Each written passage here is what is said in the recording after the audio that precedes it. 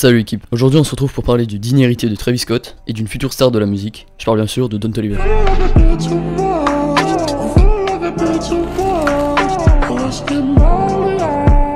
Caleb Zachary Tolliver est né l'été 1994 à Houston, au Texas. Même jour où les Houston Rockets gagnaient 2-1 dans les finales NBA contre les New York Knicks, dont un certain Robert Horry marquera le premier point. Souvenez-vous de ce détail, vous allez comprendre pourquoi j'en parle. Son enfance est plus ou moins normal. Sa mère Carla l'aime énormément et faisait attention à ce qu'il fasse toutes ses corvées. Niveau musique, cela viendra de son père qui était lui chanteur. Chez lui, énormément de musique de Mike Jones ou Paul Wall sont les premiers contacts de Caleb avec le rap, mais aussi des classiques de R&B, d'où sa passion pour le chant. Kendrick Lamar a aussi joué un rôle important dans la vie de Don Toliver. Alors encore au lycée, il était dans les vestiaires quand il a joué Overly Dedicated, qui selon lui l'a fait devenir l'artiste qu'il est aujourd'hui, notamment avec les morceaux Alien Girl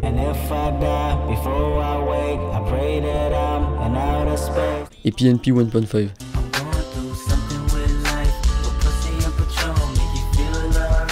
Mais aussi la musique qui changea sa vie aujourd'hui, Dom Kennedy, Locals Only. Mais il a déclaré écouter très souvent la musique de Travis Scott. Ça a été une très grosse inspiration pour lui, tout comme les autres artistes de Houston, Trill Sammy, Daiso ou Ugly God. Don Toliver n'était pas l'un des enfants les plus populaires, il était surtout connu dans les couloirs du lycée de Hastings pour sa collection de sneakers. Puis il a étudié à Alice Independent School District, une école où ont étudié beaucoup d'artistes tels que Beyoncé, Lizzo, Max O'Crim, Toby Nwigwe, Robert Glasper, etc. Don a beaucoup aimé cette école pour sa diversité, avec 4% d'hispaniques, 24% d'asiatiques, 22% d'afro-américains et 9% de blancs. Petit et adolescent, Don n'a jamais vraiment admiré d'artistes en particulier. Il a jamais eu de poster de célébrités ou de rappeurs, mais plutôt une très grande collection de jeux vidéo, avec Jak and Daxter, Ratchet & Clank, ou encore GTA. Don décrit les open world, donc les jeux à monde ouvert, comme un déverrouillage et une libération de sa créativité. Car son premier morceau enregistré était intitulé Bitch I'm in the Building, et il l'a enregistré sur sa caméra PlayStation Eye, un morceau qui était un sample du morceau de Tyga, Make It Rain. Il commençait à se faire connaître dans son lycée, et il raconta que le mec le plus populaire du lycée était venu le voir et lui avait demandé de chanter, chose qui a poussé Caleb à continuer de croire en lui et sa musique.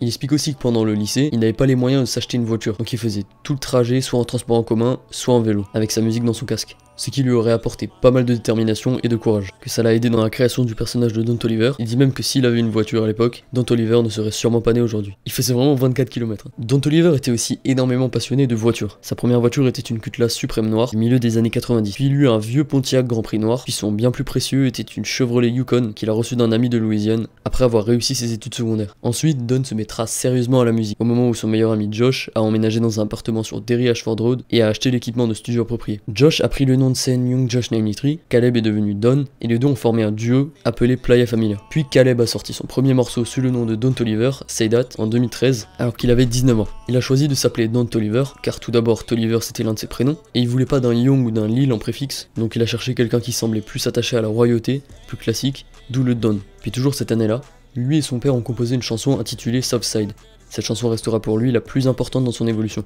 Une fois que Toliver a pris la décision consciente de suivre les traces de son père et de commencer à chanter, lui et Josh, ensemble en tant que Playa Familia, ont vraiment commencé à faire les choses sérieusement. Et en 2015, ils ont sorti leur premier clip, Dear Summer et Global Wiping Brothers.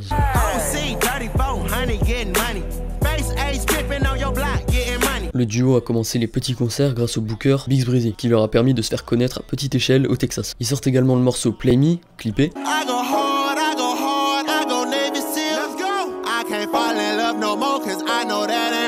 Toliver et Josh allaient à Avant Garden tous les mercredis soirs pour attraper DJ Candlestick, OG Roncy et les Chopstars pour leur faire écouter leur projet et se faire des contacts. Dès le début, ils ont essayé de mettre en avant leur musique, en allant vers les gens et proposer leurs CD, chose qui se faisait couramment à l'époque. We just left Rock Nation right now. We out in New York passing out our CDs. It's Playa Familia on deck. Rock Nation, on to the next one. Let's go, baby. Et tout ça a permis à Toliver et Josh de se créer une réputation locale. Après 30 heures de route pour arriver au Breakfast Club, ils lui ont lâché un freestyle. Puis c'est au printemps 2017 que Don et Josh ont sorti leur première mixtape, Playa Familia. Ils ont ensuite économisé suffisamment d'argent pour faire un voyage de retour à New York à l'automne. Ils se sont efforcés de mettre leur musique entre les mains de chaque animateur radio et de chaque label. Ils se sont présentés devant les bureaux de Breakfast Club et de toutes les enseignes et magasins tôt le matin. Il réussira à donner sa mixtape à Joe Budden, qui aujourd'hui salue le travail et le dernier album de Toliver, Heaven or Hell. Don shit is hard. Yeah, Don Toliver. Don shit is hard, man. I fuck with Don. Great project. Heaven or Hell. I gotta check that out. It's great. Yeah. It's great. It was a good contrast from how I was feeling leaving JLX shit. I'll say that. À l'hiver 2017, Don Toliver a sorti la chanson solo I Gotta,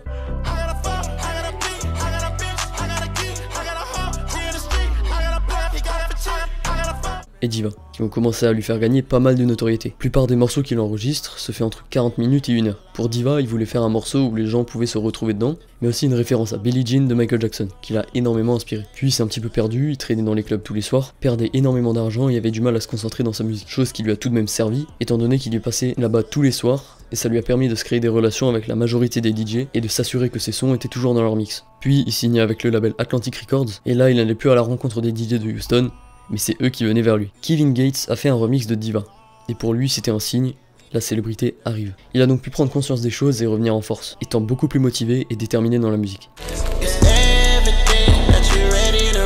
Toliver s'est mis dans la musique par passion, ce n'est pas plus tard qu'il confirmera qu'il pouvait réellement faire énormément d'argent avec et en vivre. When I was making these records and stuff, I really didn't think about the magnitude of me being as big as I am today, to be honest with you. The millions and all that, I really didn't see that through. I just wanted to get the records out and to be heard, and I felt like that was gonna really just set itself. Sa musique se vaut comme du hip-hop et du R&B en même temps, même si en ayant consacré sa musique à la mélodie et au chant, il se sent beaucoup plus dans le R&B. En août 2018, Don Toliver sortira sa vraie première mixtape solo, Donny Womack, un projet de 13 morceaux, avec comme seul featuring Dice Soho, sous le label de Cactus Jack Records de Travis Scott, et dont le nom est un hommage au chanteur de R&B Bobby Womack. Au fil du temps, il consolidera sa relation avec Travis Scott jusqu'à pouvoir être en studio avec lui et finalement collaborer ensemble. Le projet sortira un jour avant la sortie d'Astroworld, et sa performance sur le morceau Kensei fera énormément de bruit et donc propulsera forcément le projet sorti la veille. Un joli coup de marketing. Ça sera le morceau qui, selon lui, changera sa vie. Il y fera même allusion à l'un des premiers projets de Travis Scott, avec...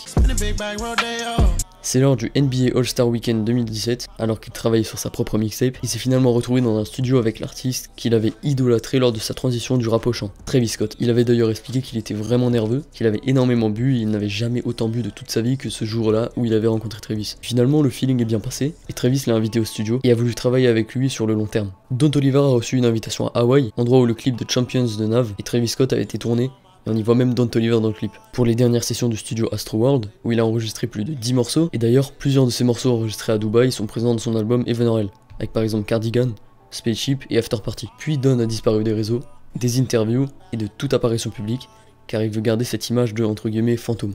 En privé cependant, il commença à travailler avec des producteurs comme Wanda Girl, qui a travaillé énormément avec Travis. Il a également établi un lien avec Mike Dean, le producteur très connu pour ses productions de Travis et Kanye West. Puis Don est de retour en mai 2019 avec son morceau No ID.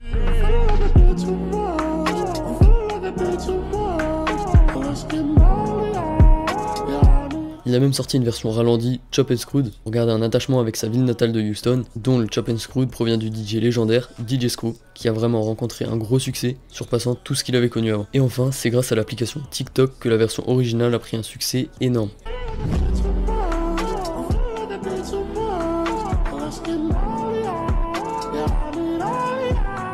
La chanson s'est retrouvée sur le Billboard Hot 100 à la fin de 2020, à la 43e place. À ce jour, elle a été partagée dans plus de 8 millions de vidéos individuellement sur TikTok, avec bon nombre de ses partages les plus populaires comptant plus d'1 million de likes. Et le morceau vient tout juste d'être certifié platine, la première certification pour Don Toliver.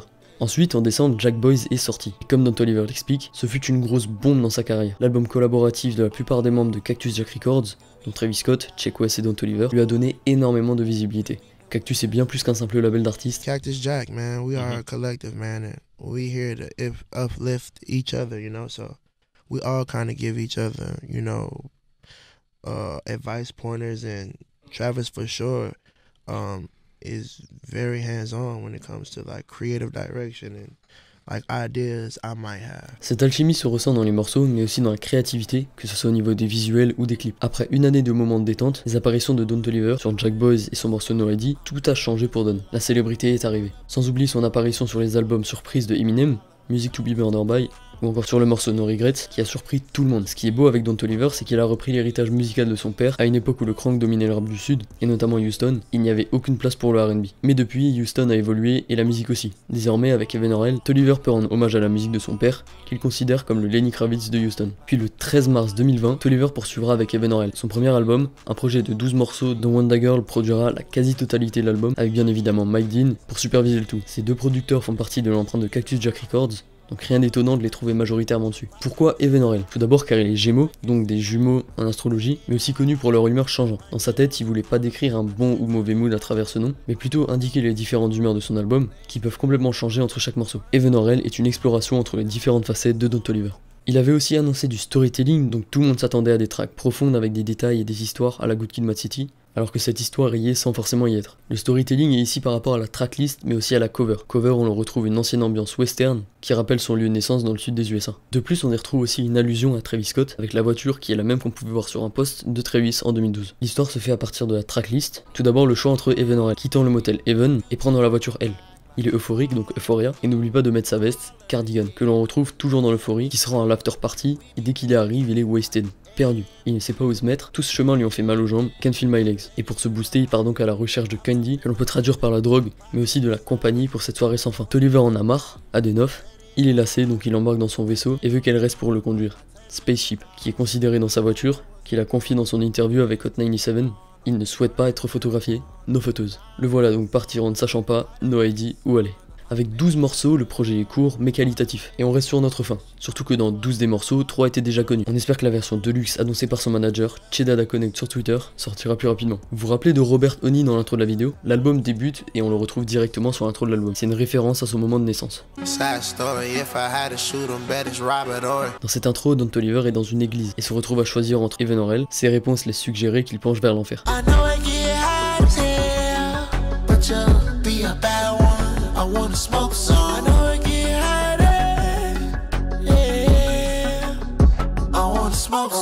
Avec l'esprit de la chaleur et le fait de vouloir consommer de la drogue. Néanmoins, aucun choix sera fait, car pour lui, les deux facettes différentes sont liées. C'est juste son histoire qui est remplie de ces différentes parties. Dans cet album, les principaux thèmes seront l'amour et la drogue. Pour la drogue, c'est un thème qui revient régulièrement dans l'album, que ce soit pour dire qu'il fume, ou bien qu'il prend des cachets, souvent du Xanax, dont il fait allusion dans Can't Feel My Legs, ou bien encore la ligne, chose qui ne surprend pas, étant donné que le Sud est l'un des premiers endroits où la ligne s'est popularisée dans le rap. Don a pour habitude de faire des versions chop and screw qui donnent l'impression d'être sous ligne, lors de l'écoute d'un morceau. On commence tout d'abord par une mini-histoire racontée par Toliver dans le morceau Can't Feel My Legs.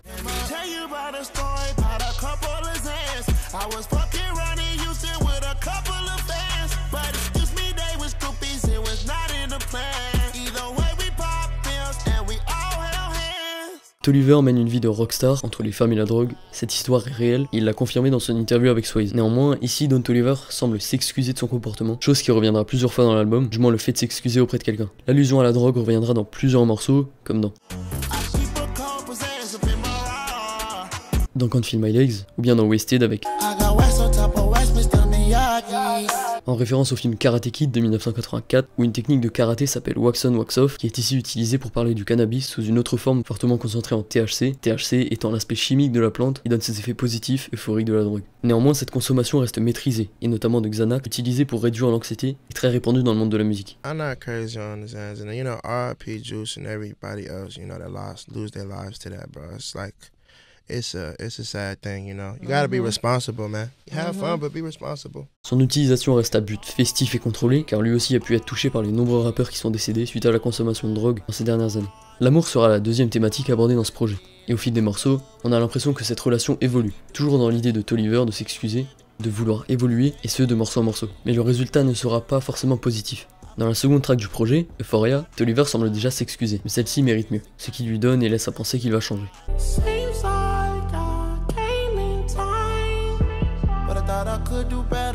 Puis cette relation évoluera avec l'idée du manque en compagnie.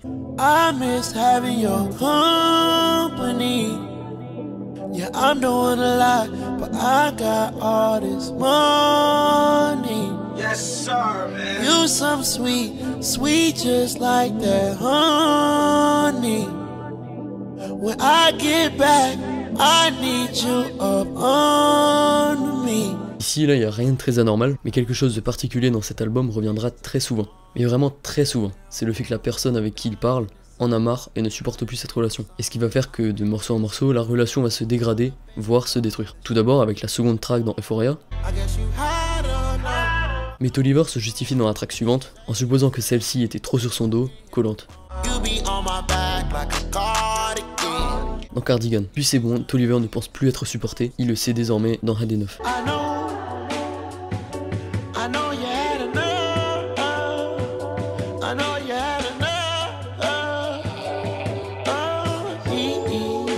Toliver a réalisé que cette relation était terminée et qu'il ne pouvait rien y faire à part passer à d'autres choses, chose qu'il fera dès No Photos.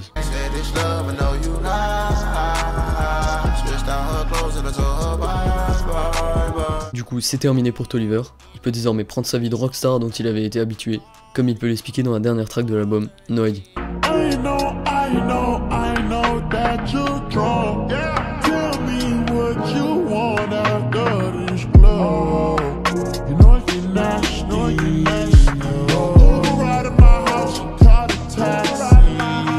Donc en gros, les relations d'un soir. Mais Toliver n'oublie pas d'en lâcher une pour son mentor de toujours, Travis Scott, avec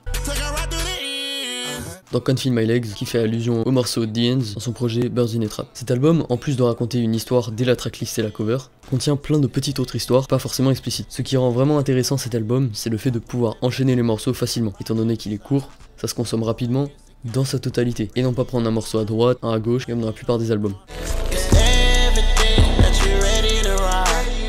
Avec cet album, Toliver vendra plus de 44 000 exemplaires en première semaine, sans prendre en compte le merch de l'album qui est sorti entre temps, donc c'est une vraie réussite pour No Toliver, en prenant en compte que des poids lourds comme Lil Uzi Vert ont sorti leur album le même jour. En comparaison, Blueface a vendu 12 000 exemplaires et Rich the Kid 18 000 pour avoir sorti leur album le même jour. De plus, une version deluxe semble avoir été annoncée par son manager Chada Da Connect, donc de quoi booster les ventes, mais aussi combler notre faim sur cet album, plutôt court mais qualitatif. Don Toliver a aussi annoncé une tournée américaine, accompagnée de The Weeknd qui a tout raflé en ce début d'année avec son album After Hours. Donc pourquoi pas avoir une collaboration entre ces deux là prochainement? Je pense que le rendu pourrait être vraiment très intéressant. Désormais, avec ce projet, Toliver a démontré qu'il pouvait jouer dans la cour des grands. De ses débuts en allant donner ses cassettes et CD pour faire écouter sa musique auprès des grands noms, tels que Joe Budden qui a validé son projet. Don Toliver a toutes les cartes en main pour devenir un grand artiste. Voilà l'équipe, c'est tout pour la vidéo de cette semaine, on espère que ça vous aura plu. N'hésitez pas à nous suivre sur Twitter, Instagram et sur Twitch. Et du coup moi je vous dis à la semaine prochaine, ciao.